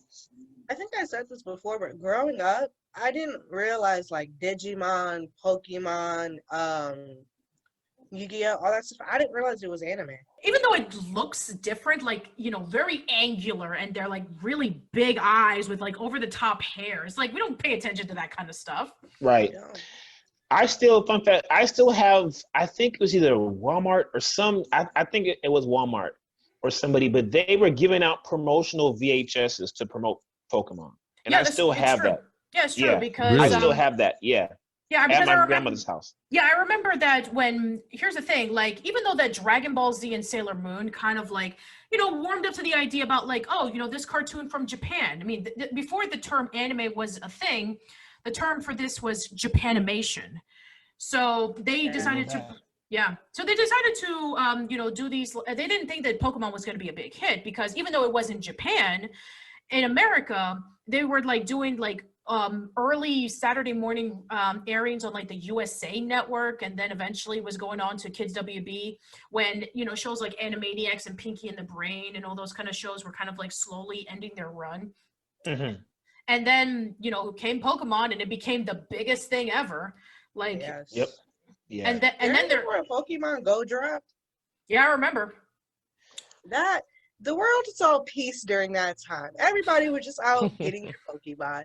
That's the one side of the world itself was at peace. Yeah, it's like, oh, I don't agree with you in politics. I don't agree with you in religion. But look, I got myself a Pikachu in Pokemon Go. I love it. Literally. We're done. Yeah, that is true. But just like wrap up the whole Toonami thing. We would be remiss to at least not talk about the impact, because we don't want to turn this into an anime podcast, but just even outside of Dragon Ball Z, Rurouni Kenshin, Tenchi Muyo, Yu Yu Hakusho, Inuyasha, Gundam Wing, Outlaw Star. I could go on. Like, those shows had a huge impact. And even with Adult Swim's Cowboy Bebop and Trigun. Trigun is one of my favorite. Definitely Lupin. Oh, yes, definitely. So the impact that it had on me, just the network of Cartoon Network, just Cartoon Network itself, I love the shows. But then you add into Toonami, I'm like, wow, this is totally different. Like, I remember running home from school, either to my house or to my friend's house. We would run as soon as we got off the bus. Sometimes we would tell them, like, the bus driver to let us off early so that we could run to make sure we would get there to watch the next episode of Dragon Ball Z. That was the thing to do. Yeah, pretty much. And here's the thing. It's like they knew that Toonami was huge back then because they tried to do an after-school block. You remember Maguzi? Yeah. Yeah. Yeah, they tried to do that, and it didn't last for very long. Mm-mm. But then again, this was kind of like when Toonami was slowly ending its run anyway. Bro. But anyway, but here's the thing. It's like, we don't have to worry about that kind of stuff now because of the streaming services. Like Cartoon Network, they have their Cartoon Network app. They have HBO Max, and they have some stuff on Netflix. Nickelodeon has Hulu, they have Netflix, and they have CBS Access. Okay. And I think you have to clear something up. So how much, do you know the percentage of how much Viacom owns for Hulu and how much Fox owned now, aka Disney? Well, here's the thing. Disney completely owns Fox. They already bought him. Right. But, right. But as far as like how much they own Hulu now, because I know Fox would have like 20 or 30% of Hulu. It's kind of complicated, and they're still trying to work up the things. But yeah, I mean, in an essential way, Disney kind of owns Hulu now. Yeah. So it's just kind of, yeah. I'm sorry, but Disney's about to own everything. No, they're not. You know why? Because there's this company called Amazon who just started going into the pharmaceutical business. Excuse me. And I'm like, for what? They are the ones we got to watch out for. But Amazon and Disney go hand in hand together, it's over with. Yeah, and pretty soon we're gonna have to buy from Amazon and Google and Disney Plus so that we can be able to get a charge for anything that we want to watch. I mean, pretty soon we'll have to charge them for the amount of air that we breathe. Oof. Yes, it's just that. But on the flip side, HBO Max, they're gonna be the guinea pig for this new era of film. Yeah. In regards to, I'm really hyped for that. Did you see the stuff that they're going to be releasing? The news just released yesterday. Yesterday, yes. They're going to release. This could be its own separate podcast. Yeah, I mean, here's a preview. We got Dune. Yeah. Yes. We have Kong versus Godzilla. Yes. Space Jam 2. Yes. The Suicide Squad. Wait. Didn't Space Jam 2 already happen with LeBron? It didn't come out yet, but now it's going to come out next year on HBO Max. Yep. I remember it was just a lot of hype about it. Right. Yeah. That's why they had a lot of hype like a couple years ago, right? Yeah, but now it's done. Now they're going to release it next year. There's already merchandise of it. You can buy the jersey, you can buy the hat. It's done. Yeah. And not only that, but the new Mortal Kombat film is going to be coming out. And the Snyder Cut for Justice League. Snyder Cut. Wow. Yes. 2021 is just gonna be an amazing year. Yeah. We're praying. We are praying. We are praying. Anything like 2020. You guys remember at the beginning of 2020, we were all so hyped because we were like, oh my gosh, Halloween is like Valentine's Day is on this day of the week. Halloween's on Saturday. New Year's is on Saturday. Like so many things were like happening. It was like, oh my gosh. What happened to 2020? Yeah, I think I remember seeing a meme of saying all that stuff that you just said, and then Obi-Wan Kenobi was like, "What happened to you? You were the chosen one." Chosen one. Yeah, no, seriously, that is so true. And I mean, because I just remember like, what? And see, the funny thing is to me, this is how you know 2020 is a weird year. What was the highest grossing superhero film? It had to have been what? Endgame. Harley Quinn, Birds of Prey. Sonic the Hedgehog. Yeah, that's true. That's not a superhero. According to the category, it is. It's a superhero film. They don't want to. See, for me, they don't want to. A video game movie because let's be honest, video game movies are. They had to get bullied into changing Sonic. How did that happen? But listen, here's the thing: it worked, and I think that actually kind of helped promote the film because it made them a nice little profit. But I'd argue that's because it was just a solid movie on its own. No. I agree with you. Listen, my friend, I agree with you. Any category they want to call it, that's fine. But they said, well, if we put it in that category, it was the highest grossing superhero film of 2020, which, oh my goodness. If anybody put a bet on that, they'd be a millionaire right now. Correct. Oh my gosh. Anyway, but yeah, so we know that, that part is doing very well. Now, let's talk about, like, the stuff for, here's the thing, like, now Viacom wants to do the same thing with their streaming service. They're going to call it Paramount Plus. in which they're going to include all of their Nickelodeon stuff, their VH1 stuff, their Comedy Central stuff. So what's going on with CBS all access? It's What are they going to do with that? They're going to rebrand it. Okay. Yep. I guess. Viacom, you remember, I don't know if you remember this, Ian, but Viacom and CBS merged. Yeah. So it's like that's why they have Core and Avatar and like other that's stuff that's why they have all that stuff on CBS All Access now. Yeah.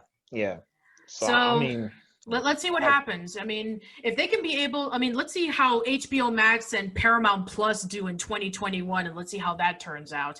And let's just hope that for Cartoon Network and Nickelodeon, let's just hope that 2020 will be still good for Cartoon Network, and let's just hope that for 2020 for Nickelodeon, please deliver us some good stuff other than just 1 or 2 shows. Yeah, Nickelodeon has to come with something because exactly. And here's the thing that Nickelodeon does have over Cartoon Network. They do have better live action shows than Cartoon Network. Yeah. That is true. Very true. If we were talking about live action shows, I'm sorry, but Nick would have won. Cartoon wise, Cartoon Network wins. Live action show wise, Nick wins. I was about to say Netflix, but Nick wins. That's why. Here's the thing. It's like you can divide them into each thing. It's like depending on your personal preference. But objectively, if we were to talk about live action, Nickelodeon gets it. If we're to talk about anime, Cartoon Network gets it. If we're to talk about preschool, Nickelodeon gets it. If we're talking about maybe adult shows, Cartoon Network gets it. Cartoon Network, right. But cartoon adult shows are on Nick. Let's see. Remember the Nick at Night shows? Like they're there. Yeah. And then there's also I Love Lucy and well, they don't have that stuff anymore. That was back around 30 years ago. Nowadays, their version of Nick at Night is Fresh Prince of Bel-Air, Friends. Right. Yeah. That stuff right there that you're talking about. Wait. I'm so sorry. What was Degrassi on? That's right there. Was Teen Nick. Yes, Teen Nick. Yeah, Teen Nick. And then there was also a small, short-lived block called The N. I remember The N. I remember the end. Yeah, I remember that. I remember the end. Didn't Nickelodeon have like a kids news show? Nick News with Linda Ellerby. Yeah, I actually liked that. That was actually a solid idea, but kids don't watch the news. Of course they don't, because they don't like to watch anything good. Yeah, they tried. That was a good show though. Here's the thing. I just saw The Orange Years, which is a Nickelodeon documentary that the DVD is going to be coming out really soon, but I got it because I was a Kickstarter backer. Nice. There was a segment on Nick News where they were talking about, like, you remember when Magic Johnson was first revealed to be HIV positive? They talked about that. Yes, they did. And there was and then Linda Ellerby was asking the question to the kids, which one of you guys are HIV positive? And a little girl was raising her hand and saying, I don't want kids to treat me weird. And she started crying. And it made me cry. And it's like, kids hated this show? Really? Yeah. Because I don't get it. Anyway, it was a good show. Yeah, they talked about really serious stuff. They talked about kids being homeless. They talked about 9/11. They talked about all these kind of things. And then they brought it back recently because Alicia Keys was featured in a segment of Nick News where they talked about Black Lives Matter, and that was really good. Yeah. Anyway, but that's a long tangent. But anyway, so. Yeah, each of them have their strengths and their weaknesses. It just depends on what you personally enjoy. So, yeah, we can go on and on about this, but I think we've gone on long enough. So, just real quick. I want everyone's at least one favorite show from each network. Oh, that's a really tough one. Okay, just one from each. Just like the second time. Go ahead, Patricia. Go ahead. Okay, so if I were to choose a cartoon from Nickelodeon, I would probably choose Avatar. Close second would be Hey Arnold. Okay. Cartoon Network, that's really tough because there's a lot of great shows. I guess excluding like Toonami, maybe. Okay, throw that list up there, Patricia. However you want to pick it. Oh yeah, sure. I'll throw the list up there. Now, if I were to choose a Cartoon Network show that I really loved watching, I would have to choose Samurai Jack. Okay. Yes. Okay. I respect. Ian, since you asked. Yeah, since you asked. Cartoon Network, definitely Samurai Jack. That show just changed a lot for me. Okay. About like if I were to ever try to create a cartoon series, it'd probably be not in the same exact vein, but something similar to Samurai Jack. And for Nickelodeon, it's definitely between Airbender, Korra, or Rugrats. That's a good one. If someone held a gun to my head, I'd probably say Airbender. Rugrats was great for like nostalgia. Korra, I just don't like how they handled Korra. I think that's what it is. Listen to the Korra podcast about how they screwed it up. Yeah, it's because if the production and the studio were on the same freaking yeah, you're right. You're right. Sorry, Malia is absolutely right. Malia is absolutely right. If they were on the same page. But yeah, that show could have been amazing. Like it's already amazing, but it could have been like even more amazing if they just So anyway. Those are my two. Last Airbender and Samurai Jack. Okay. So okay, what about you, Isaiah? I mean, it's pretty. I gotta go with the original 2005 Ben 10.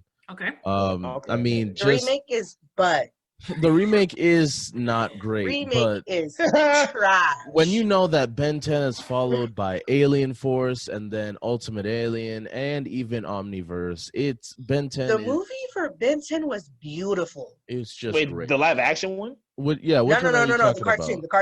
Oh, I'm gonna say. Oh, okay. Cartoon. Are you talking about Secret of the Omnitrix? I think so. Is that the one where like the big red dude comes out of the rock at the end? Yes.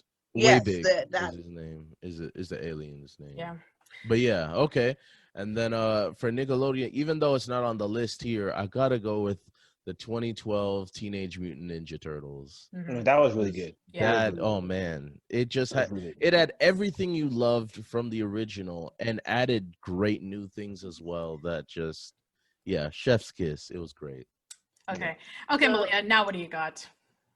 And I know exactly what you're gonna say. Yeah, we know the Nickelodeon one. We know the Nickelodeon. All right, go ahead though. All right, so I can't just choose one, so I'm just gonna quickly go through this list and say which ones I really like. Okay. Teen Titans, Samurai Jack, Powerpuff Girls, Spartacus Home, Adventure Time, Regular Show, Steven Universe, my show. So that's Amazing World of Gumball, Ben 10, Total Drama Island, and Kids Next Door. Okay. Fun fact, I still watch Total Drama Island. I rewatch those shows. Even like after they became trash, I still watch them. Okay. For Nick, obviously my girl Korra, Avatar: The Last Airbender, Jimmy Neutron, Danny Phantom, Rugrats, Vader Zim. I really like Chalk Zone, Rocket Power, My Life as a Teenage Robot. Which show did you hate the least? I mean, did you like hate it the most? Like, which of these? Yeah, so I'll go first. So, Breadwinners was just absolutely trying so hard to be like Adventure Time and Regular Show, but failing in every single way. Like, I have never seen a show so obnoxious, trying to shoehorn in video game references, butt jokes, and all that kind of stuff, and it was just dumb. The show that I thought was just really stupid on Cartoon Network was My Gym Partner's a Monkey. That show was Patricia, thank you. That show was retarded. That show was dumb to me. I'm sorry. I didn't say that to like describe the show. It was stupid. Yeah, I'm sorry. I just didn't like it. What? Sorry. My gym partner is a bucket. My gym partner what? is a monkey. See, that's how bad the show was. You don't even know how to say it properly. Yeah, there you go. That was it. If here's the thing, if it's not that show, then Mike, Lou, and Og was just boring. What's that show? I don't know. Exactly. Nobody remembers that show. It came out in the height of Cartoon Network when they were releasing Powerpuff Girls and Ed, Edd and Eddy and Courage the Cowardly Dog. It came out in 1999, the same year as Ed, Edd and Eddy. It's about three kids who are stranded on... It's about three kids who are stranded on a deserted island. And that's it.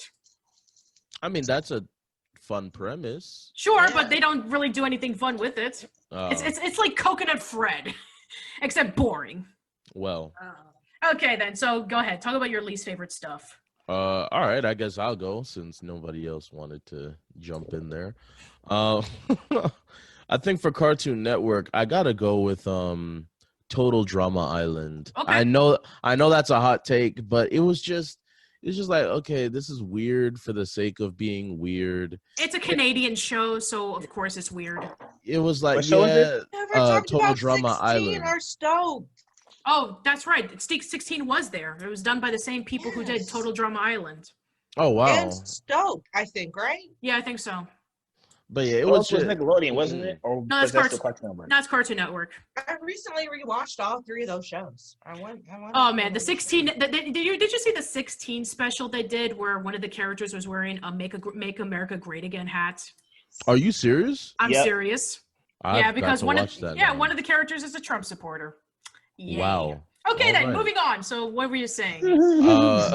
So yeah, that was for Cartoon Network, and then for Nickelodeon, I'm gonna have to go with Real Monsters. Okay. Only because I know, but it was just it was borderline creepy, and I just couldn't get over that. I understand. Sure. I understand that. I can't get mad at that. Okay, I understand. Okay, so who's next? I can go next. All I right, feel like Ian is still thinking. All right, so which show from either of these networks do you love and do you hate? I did not like Fanboy and Chum Chum. No, it's that garbage. was I hate. Anytime my cousins watched it, I would be like, "Bro, what do you watch? Turn this off." And remember, they picked this show over Adventure Time. I know, that's the crazy thing. For Cartoon Network, I'm still trying to think. Like, okay, I do not like Teen Titans Go, but there's so many like funny moments in the show. Like, you have to just sit there and watch it.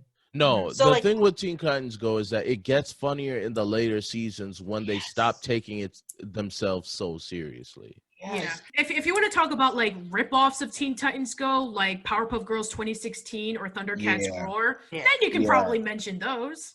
Yeah, I was probably gonna say one of those.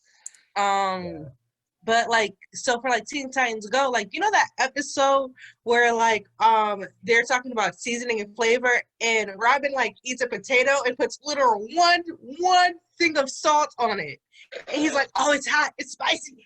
Like, that is gold. Oh boy, yeah. I don't want to say Teen Titans Go because of stuff like that. Then don't. Yeah, because that show's actually I mean, there's a lot of other shows that people just don't like. I mean, you know, like, I don't know, you probably say, oh, I wasn't into this show for this reason. I know some people when they first came out, they didn't really get or even like Flapjack. Flapjack was a good it was a weird show. That's probably gonna be mine. Flapjack. I just couldn't get into that show. Okay, fair enough. Okay, that's fine. But if you need some time to think it over, that's fine. Okay, I think for my Cartoon Network, I'm gonna have to go with we mentioned it earlier. What's the show? Ren and Stimpy. That's Nickelodeon. Oh crap, you're right. I don't know for Cartoon Network. I have to look it up. Okay, yeah, look up something. I'm sure you'll find something. Like an obscure show that nobody knows about that is like, oh wait, this existed? Okay. So anyway, go ahead, Ian.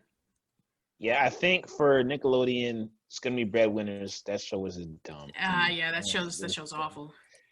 And for Cartoon Network, it's between now. It's funny that Malia did mention Teen Titans Go, because when that show first came out, I hated it. I was like, how dare Cartoon Network do this? Like, first of all, you didn't finish the previous Teen Titans series, you jerks. Uncle Grandpa. And then I forgot about that show. Uncle Grandpa. There you go. Yes. Which network was that? Cartoon Network. Cartoon Network. I'm gonna change my answer to that. That was the dumbest show. I was like, you guys gotta be kidding. I forgot all about Uncle Grandpa. You know, sorry to cut you off. You know, in high school, I sat there for a week trying to figure out how you get an Uncle Grandpa. How you can get an Uncle Grandpa? Oh, yo. Yes. I sat there for a week. Now you got my friends to help me figure this out. I got the upperclassmen to help me figure this out. I got the whole school. Yeah, it's a guy who's your uncle and your grandpa at the same time. And apparently, Yeah, and he rides around in a tiger rainbow, and he has a Pizza friend. Steve, whatever that, or Steve Pizza. I don't even know his name. Yeah, Pizza Steve. I do know his name. Yeah. Anyway, but continue, Ian. I'm sorry. Uncle Grandpa, that's gonna be my Cartoon Network one, and for Nickelodeon Breadwinners, I tried to really watch that show. It was just terrible. Okay, fair enough. It was just terrible, and I mean, for me, to be honest, like, going back to Teen Titans Go, I hated that with a passion. Then something told me, look, I'll try it again. Kind of chuckled a couple of times. Tried it again. funny. Then the movie came out.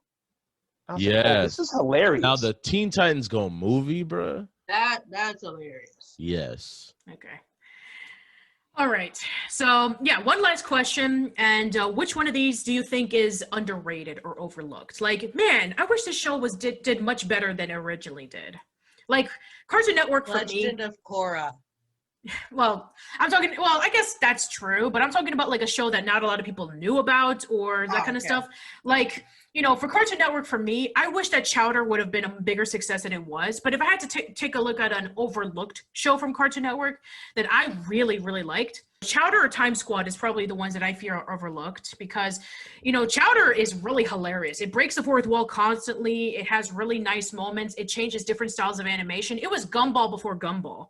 And then Time Squad, it was like, oh, we get to go around in time and we get to meet up with all of these historical beings and all that kind of stuff. And it was funny. I remember that show. Yeah, it came out in 2001. Anyway, so then we have Nickelodeon. And I've already mentioned this before for those who know my work. I've already said this a million times before, but I said this, that As Told by Ginger is the most underrated Nicktoon ever made. I've already said it. Go look up my stuff if you want to know more detail about that. I'm not going to say it too much here, but yeah, I'm going to say that. And if I had to choose another one that I feel that more people should be like looking into, I mean, it's really hard because, there's a lot of shows that it could have been in the contender, but I'm just going to say Ginger. So, okay, you guys go. That's definitely fair. I might have to go with, in terms of Cartoon Network, I might have to say Generator Rex. Oh, that's a good one. You took mine, bro. You took mine. Oh, I'm sorry, but yeah, No, I gotta go with good. Generator Rex because both of them created by Man of Action. It was real like quality, and Yes. I don't know how many people saw. They did a crossover between Generator Rex and And Ben Ben 10. And Yes, that was which just awesome. straight flames. Yeah. But yeah, it was like canceled after I think it's 2 seasons. Yeah, it's just about 2 seasons. Yeah. Yeah. And apparently it's not even like gonna be available on TV or streaming anymore, which Nope. was literally like news to me just now. So yeah, I gotta go with Generator Rex. Yeah, you could thank the toy sales, whatever toys there were. Unbelievable. And then with Nickelodeon, in all honesty, I don't even really know if there was like whatever, at least for me personally, that was like underrated. Fair enough. All the shows that I watched, they were pretty popular to everybody, whether it be now or at the time. Oh, okay. I have some. I'm sorry, Malia, if you're about to go, I have to cut you off because one just came to mind. So for Cartoon Network, I'm gonna go with Isaiah Generator Rex. I loved that show. I didn't think that I would, because now Isaiah might get mad at me, but that's because I really didn't watch a whole lot of Ben 10. Oh man. But I do like the show. The show is good. Okay. I will say this, but I just enjoyed Generator Rex more because I watched that episode from the first to like the like the final. Okay. So I feel like if I watch Ben 10 from jump to like finish, then I'll more than likely enjoy it more. Yeah. But for Cartoon Network, I'm gonna go to a Nicktoon show. Y'all know me, I'm a Voltron fan. Yeah. Voltron Force. I thought that show was vastly underrated. People did not want to give it a chance because of the animation style. But if you actually watched the show, it was a good show. The story elements were solid, and they actually listened to the fans and brought back the original theme from the 80s Voltron show. Like, I think halfway through the first season. Yeah. So that's my underrated Nickelodeon show, would be the Nicktoon show Voltron Force. Okay. That's a good choice. Okay. So for me, I've been trying to look it up because I was like, I don't really know. I don't remember. As I was looking it up, I saw a show called, I don't remember how it's pronounced, but it's called Lyoko. Code Lyoko. Code Lyoko? Yes. That's Code on Lyoko. Netflix, isn't it? Yeah, it is on Yeah. Netflix. I remember that show, and I remember that not a lot of people were talking about it. So I'm gonna have to go with that one. Okay. And then also that was what, Cartoon Network? For Nick, I didn't really, growing up, when I tried to describe what rocket power was and or is, nobody knew what I was talking about. So I'm gonna have to go with that one. Okay. I think I remember a few months ago when we were doing some project that you were trying to describe to me a cartoon that you remembered, and I think I had to look it up somewhere, and I was like, oh, it's Kappa Mikey. Oh, I forgot. Okay, but I don't think I can like it. I don't think it was that. Are you sure? Because I showed you a picture of it, and you were like, that purple character looked familiar. Look it up for me again. I have the book. I'll be right back. For the viewers, basically, growing up, one time my dad was like, one time my dad walked in on my brother and I watching a show, and he was like, "What is this? You can't watch it." My brother and I had to quickly defend ourselves as to why we should watch it. Why? As you know, you have those quick little seconds before the parents like, no. So it's a show about people who are who are acting out to be superheroes, right? Mm-hmm. There's a dude that is purple in the show. But the plot twist is that they're actually heroes in real life too, playing the characters that they do in the show. And whatever happened in the show, like whatever issue was happening in their show, was an issue that they had to figure out in their crime-fighting line. We're now looking at the book that Patricia has presented for those of us who can't see Patricia. Yes. It was that show. I think. Okay. I know it. Yeah. Can you hold it up again, please? Can I change my answer to that then? Because nobody ever knows what I'm talking about. Sure. Yep. Okay. Yep. That show looks familiar. Yeah. But the premise definitely sounds interesting. I'll have to check that out. I mean, it's essentially the premise is about an American kid who is guest starring on an anime TV series, and it basically pokes fun of a bunch of anime that was really popular at the time. That's what the show is about. How do you spell it? Capital Mikey is Kappa, and then Mikey Mikey. Yeah, this is for those who can't see. I'm sorry. So yeah, this is my this is a book called Not Just Cartoons, Nicktoons. It has every single Nicktoon from Doug, Rugrats, and Ren and Stimpy all the way to the Mighty Beavers. So any information and all that kind of stuff you want to know about Nicktoons is all in this book, at least until 2008. So there's no Fanboy and Chum Chum. There's no Breadwinners. There's none of that stuff. Yeah, the last one was Mighty B, because that was the newest show that came out. For an animated show from Cartoon Network. Okay. Totally Spies. Oh, Totally Spies. Yes. Yes, I was going to originally say that, but I was like, I know a lot of females that watch that show. Yeah, a lot of people do watch that show. I was at a Totally Spies panel about a few years ago, where the original actresses who voiced as the characters were Jennifer Hale, Andrea Martin, and I forget who the other woman is, but she voices Sailor Mars in the Deke dub. She's another Canadian voice actress. But they were doing this panel, and it was a full panel. This was the very first time they ever reunited, because the woman from Canada never came to California to do the voice acting for it. So so this was the first time they ever met each other in person, and they were like, it was like full to the brim, and everybody was saying like, "Oh, this is my favorite line," and it's like all that kind of stuff. And it was like so good. The panel was amazing. And I think I remember that the show was like, oh, you have these girls who are spies and they go to high school. So I guess it was kind of like trying to be a Canadian version of Kim Possible. Right. Yeah. Anyway, but yeah, I mean, I guess that's pretty much it. So yeah, both of the networks have their pros and cons. I mean, some they have delivered some of the best stuff, and some have made decisions that are not very good. But overall, with the whole debate, let us know, by the way, of what you guys think are your favorite networks and the shows that came from it. So yeah, thanks so much for coming in, guys. This has been awesome. Oh, thank you. Thank you for having us, Patricia. So yeah. Where can people find you at? Plug and promote your stuff. You can find me on Instagram at Jabat, JBIAC. Yeah, that's all I'm going to give out today. Okay, cool. Okay, what do you got? Ian? Instagram, EK_freedom fighter, and Twitter, Unashamed Rebel. And yeah, thank you for having me on, Patricia. It's a blast. All right, how about you, Isaiah?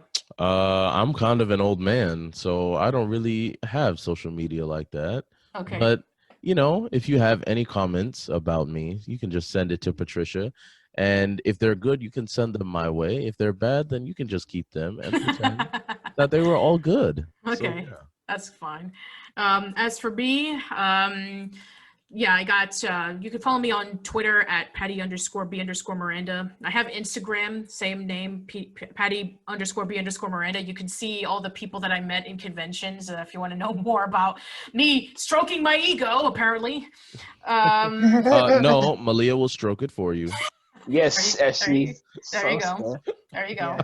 And then you can, if you want to listen to my other podcasts, you can check out Old School Lane on YouTube, or you can go on to Anchor, Spotify, Google Podcasts, Apple Podcasts, Radio Public, Stitcher. So yeah, that's it, everybody. So thank you so much for tuning in. I guess, what are we going to talk about next time? I don't know. We're gonna have to do the random whale. All right, okay, then. definitely. Okay, so that's what we'll be doing next time. So thanks so much for listening, everybody. Take care. See you later. Bye-bye.